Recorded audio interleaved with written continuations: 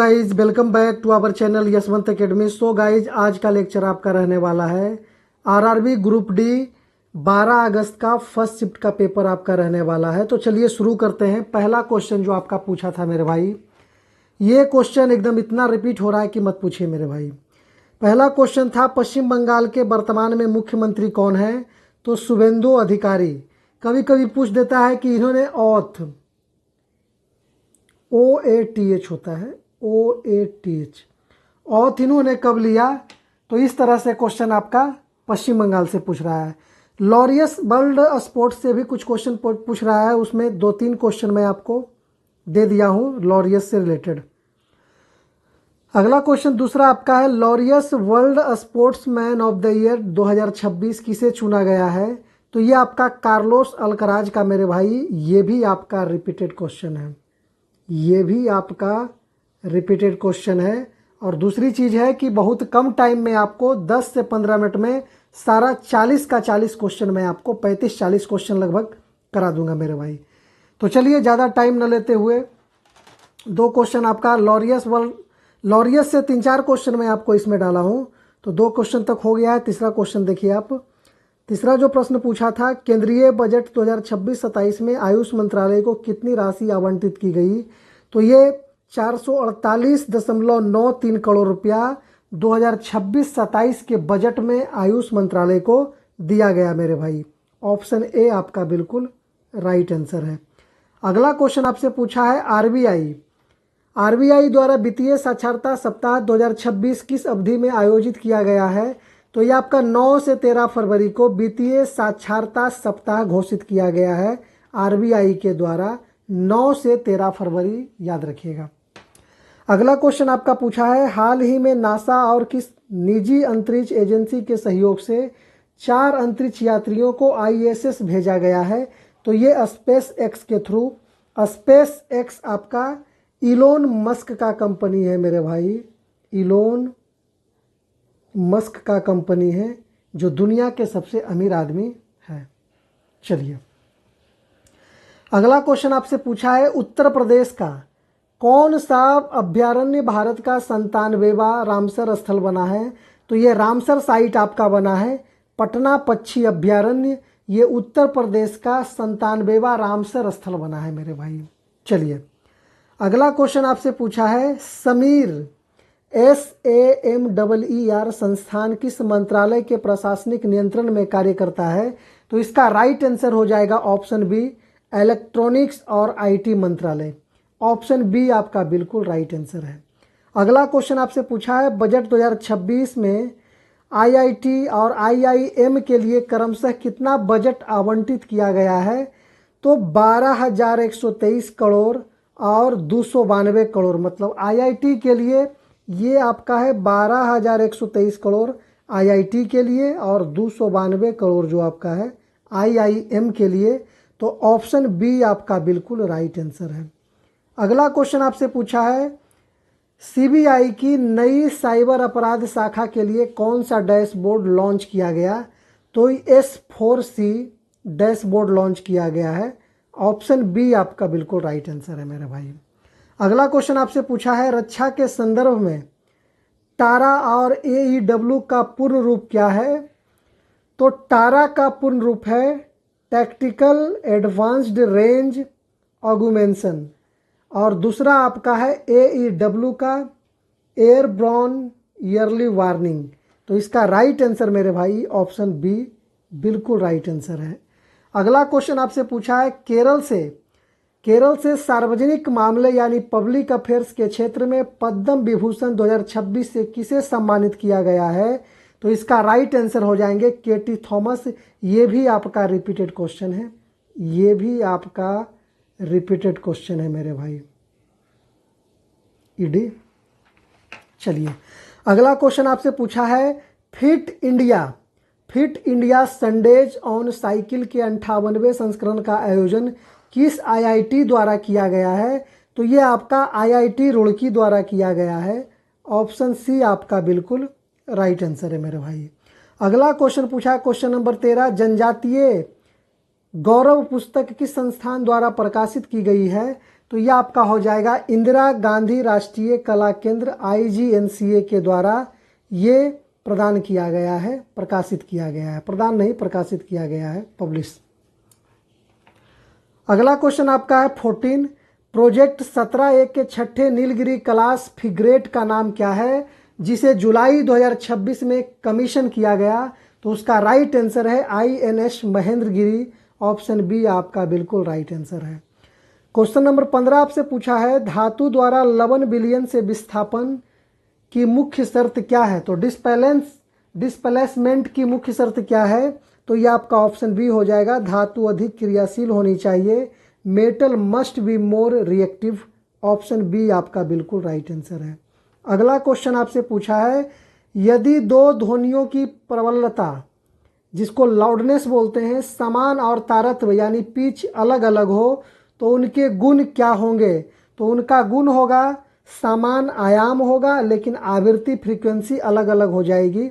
Option B आपका बिल्कुल right answer है मेरे भाई। क्वेश्चन नंबर 17 आपसे पूछा है पत्तियों के रंध्र एस्टोमाटा बंद होने पर कौन सी दो मुख्य प्रक्रियाएं प्रभावित होंगी? तो यह आपका ऑप्शन बी बिल्कुल राइट आंसर है, प्रकाश संश्लेषण की क्रियाएं प्रभावित होगी और बाष्पोत्सर्जन प्रभावित होगी। ऑप्शन बी आपका बिल्कुल राइट आंसर है। क्वेश्चन नंबर 18 आपसे पूछा है विद्युत चुंबकीय प्रेरण में प्रेरित धारा कब अधिकतम होती है? तो इसका राइट आंसर हो जाएगा ऑप्शन बी, जब गति चुंबकीय क्षेत्र के लंबवत यानी 90 डिग्री एवं तीव्र हो तब प्रेरित धारा अधिकतम होती है। ऑप्शन बी आपका बिल्कुल राइट आंसर है। अगला क्वेश्चन आपसे पूछा है अभिक्रिया ZNO+C रिएक्शन कराने पे Zn+CO में किस पदार्थ का अपचयन हो रहा है ये आपको बताना है। तो है ZNO का जिंक ऑक्साइड का अपचयन हो रहा है। ऑप्शन बी आपका बिल्कुल राइट आंसर है। क्वेश्चन नंबर 20 आपसे पूछा है सहसंयोजक यौगिकों का गलनांक कम क्यों होता है? Why do covalent compounds have low melting points? तो इसका राइट आंसर हो जाएगा ऑप्शन बी, कमजोर अंतर आणविक बल के कारण यौगिकों का यानी सहसंयोजक यौगिकों का गलनांक कम होता है। ऑप्शन बी आपका बिल्कुल राइट आंसर है। अगला क्वेश्चन नंबर 21 आपसे पूछा है आंत में पाया जाने वाला बिना स्पष्ट केंद्रक वाला जीवाणु किस जगत में आता है? तो ये मोनेरा जगत में आता है जो आंत में पाया जाता है, जिसका केंद्रक बिना स्पष्ट होता है वो मोनेरा ग्रुप में आता है। ऑप्शन सी आपका बिल्कुल राइट आंसर है। अगला क्वेश्चन आपसे पूछा है यदि कोई वस्तु बिना बाहरी बल के एक समान गति से चल रही है तो उस पर कौन सा बल कार्य कर रहा है? तो इसका राइट आंसर हो जाएगा संतुलित बल। संतुलित यानी परिणामी बल उसको बोलते हैं बैलेंस्ड फोर्स, और परिणामी वैल्यू 0 होता है, परिणामी फोर्स बैलेंस फोर्स का वैल्यू 0 होता है। ऑप्शन बी आपका बिल्कुल राइट आंसर है मेरे भाई। अगला क्वेश्चन आपका क्वेश्चन नंबर 23 आपसे पूछा है धारा स्थिर रखते हुए विद्युत शक्ति यानी पावर कम करने के लिए क्या करना चाहिए? तो ये प्रतिरोध को कम करेंगे, डिक्रीज रेसिस्टेंस। ऑप्शन बी आपका बिल्कुल राइट आंसर है, प्रतिरोध को कम कर देंगे। क्वेश्चन नंबर 24 आपसे पूछा है जीवाश्म ईंधन जिसे कोयला और पेट्रोलियम जिसके अंतर्गत आता है के संदर्भ में कौन सा कथन सत्य है? तो कथन आपका बोल रहा है क्या विच स्टेटमेंट, केवल कथन जीवाश्म ईंधन के संदर्भ में कौन सा सत्य है? केवल कथन एक। इसका कुछ क्वेश्चन थोड़ा सा मिसिंग हो गया है मेरे भाई, मिसिंग आपका हो गया है, काहे कि यहाँ स्टेटमेंट है तो नहीं तो किसको कैसे समझेंगे, ठीक है ना, तो थोड़ा सा इसको देख लीजिएगा। अगला क्वेश्चन आपका क्वेश्चन नंबर 25 बोला है न्यूरॉन की मुख्य इकाई या मुख्य कार्य क्या है? न्यूरॉन का मुख्य कार्य क्या है? तो ये मस्तिष्क और शरीर के बीच संकेतों को यानी सिग्नल्स को भेजना और सेंड करना और रिसीव करना, दोनों इसका काम है न्यूरॉन का। ऑप्शन बी आपका बिल्कुल राइट आंसर है। अगला क्वेश्चन आपसे पूछा है शुक्राणु का कौन सा हिस्सा निषेचन के लिए जिम्मेदार है? तो ये शीर्ष भाग होता है जो निषेचन के लिए जिम्मेवार है, जिसको एक्रोसोम बोला जाता है। ऑप्शन सी आपका बिल्कुल राइट आंसर है। अगला क्वेश्चन आपसे पूछा है निम्नलिखित में से कौन सा महिला प्रजनन अंग नहीं है? तो ये हो जाएगा आपका वास डिफरेंस, यह पुरुष प्रजनन अंग है। आपका ऑप्शन सी बिल्कुल राइट आंसर है। ये ओवरी महिलाओं में, यूटेरस महिलाओं में और फॉलोपियन ट्यूब भी महिलाओं में ही पाया जाता है। बॉस डिफेंस ये आपका पुरुष प्रजनन अंग है। अगला क्वेश्चन आपका पूछा है, दिए गए निर्देशांक के बीच कण का विस्थापन निर्देशांक क्या होगा? तो इसका भी क्वेश्चन लगता है कुछ मिसिंग है मेरे भाई, फोटो तो फिगर वगैरह होगा। दिए गए निर्देशांक के बीच कण का विस्थापन निर्देशांक क्या होगा? तो ये क्वेश्चन अगर होगा आपका तो ये इसका राइट आंसर हो जाएगा ए नंबर। यही क्वेश्चन आपका होगा नहीं था, और इसका राइट ऑप्शन 4 और -3 हो जाएगा मेरे भाई। निर्देशांक ये x ये y। अगला क्वेश्चन पूछा है, खांसी एवं श्वसन समस्या में ऊपरी श्वसन मार्ग का कौन सा भाग सबसे पहले प्रभावित होता है? तो सबसे पहले प्रभावित होता है सीलिया और वायु मार्ग। ये सबसे पहले खांसी और श्वसन में समस्या उत्पन्न होता है श्वसन मार्ग में। ऑप्शन ए बिल्कुल राइट आंसर है। अगला क्वेश्चन नंबर 30 आपसे बोला है, पहाड़ पर चढ़ते समय व्यक्ति की स्थितिज ऊर्जा सबसे अधिक कहाँ होगी? तो सबसे अधिक आपके पहाड़ के पिक पे होगी, यानी पहाड़ के चोटी पे हो जाएगा। ऑप्शन ए आपका बिल्कुल राइट आंसर है मेरे भाई। अगला क्वेश्चन आपसे पूछा है, समस्थानिक आइसोटॉप्स की सही परिभाषा क्या है? What is the correct definition of isotopes? तो इसका राइट आंसर हो जाएगा आइसोटॉप्स यानी समस्थानिक का सही परिभाषा है, प्रोटॉन की संख्या समान रहती है और न्यूट्रॉन की संख्या डिफर होती है, यानी अलग अलग होती है। ऑप्शन ए आपका बिल्कुल राइट आंसर है। अगला क्वेश्चन आपसे पूछा है, मिश्रणों के कणों के आकार की घटता हुआ सही अवरोही क्रम क्या है? मिश्रणों के कणों का घटता हुआ डिक्रीज है, तो बिलियन से घट के कोलाइड आपका, मतलब एक बता रहे हैं, बिलियन से घट के कोलाइड, कोलाइड से निलंबन, इस तरह से घटते हुए। तो आपका ऑप्शन बी बिल्कुल सही है। यहाँ निलंबन से घट के कोलाइड हो जाएगा और कोलाइड से घट के बिलियन हो जाएगा। ऑप्शन बी आपका बिल्कुल राइट आंसर है। अगला क्वेश्चन आपसे पूछा है, अवतल दर्पण जिसे कॉनकेव मिरर भी कहते हैं के मुख्य अक्ष के समानांतर आने वाली किरण परावर्तन के बाद कहाँ से गुजरती है? Parallel light ray on concave mirror passes through where after reflection. तो ये मुख्य फोकस से होकर के गुजरती है परावर्तन के बाद। ऑप्शन ए आपका बिल्कुल राइट आंसर है मेरे भाई। अगला क्वेश्चन आपसे पूछा है, हृदय से शुद्ध ऑक्सीजन युक्त रक्त ले जाने वाली मोटी और लचीली रक्त वाहिका क्या कहलाती है? तो ये धमनियाँ, आर्टरीज कहलाती है, धमनियाँ कहलाती है। ऑप्शन बी आपका बिल्कुल राइट आंसर है। अगला क्वेश्चन आपसे पूछा, क्वेश्चन नंबर 35, धूम्रपान करने से श्वसन में तकलीफ किसके कारण होती है? Why does smoking cause respiratory issue?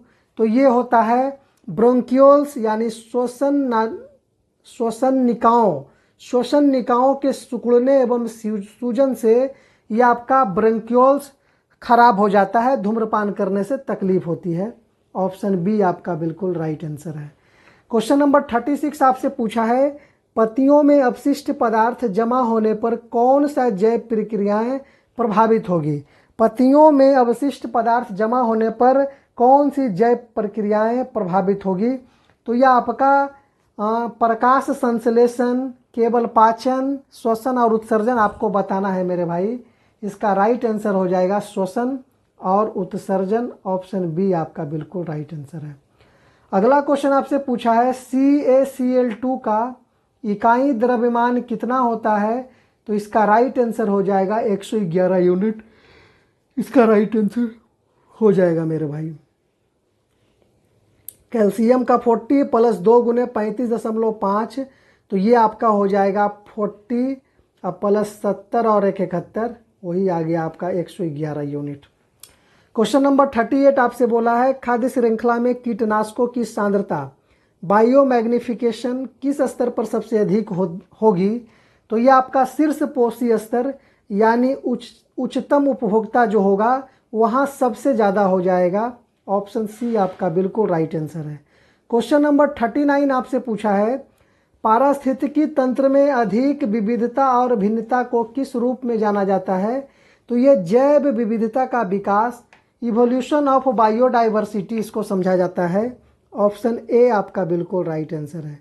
Question number 40 आपसे पूछा है, ध्वनि की गति की माध्यमों के अनुसार सही क्रम क्या है? तो ध्वनि की गति की माध्यमों के अनुसार सही क्रम आपका है ठोस में, उसके बाद दूसरे नंबर पर द्रव में, उसके बाद तीसरे नंबर पे गैस में होता है। तो आपका ठोस, द्रव और गैस ध्वनि की गति इस माध्यम से सही अनुक्रम है। ऑप्शन ए बिल्कुल राइट आंसर है मेरे भाई। तो चलिए, पूरा 40 का 40 क्वेश्चन हमने आपको करा दिया है मेरे भाई। वीडियो को लाइक कीजिएगा। अगर आपको पीडीएफ चाहिए तो टेलीग्राम आप ज्वाइन कर लीजिएगा, और चैनल पर नए हैं मेरे भाई तो चैनल को सब्सक्राइब जरूर कर लीजिएगा। धन्यवाद, मिलते हैं आपको अगले सेशन में। नमस्कार।